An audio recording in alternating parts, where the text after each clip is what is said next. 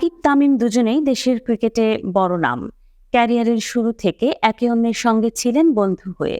তবে সাম্প্রতিক সময়ে এসে সাকিব আল হাসান এবং তামিম ইকবালের দ্বৈরথের কথা এক বাক্যে জানেন সকলেই।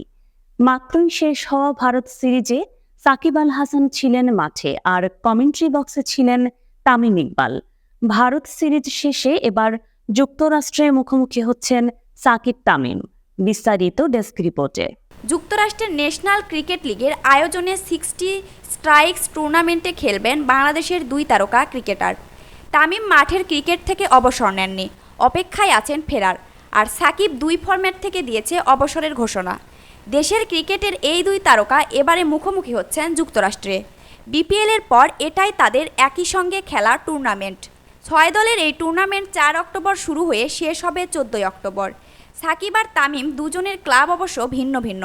10 দিনের 10 ওভারের এই আসরে তামিম খেলবেন টেক্সাস গ্ল্যাডিয়েটর্সের হয়ে, সাকিবের দল লস অ্যাঞ্জেলস ওয়েভস।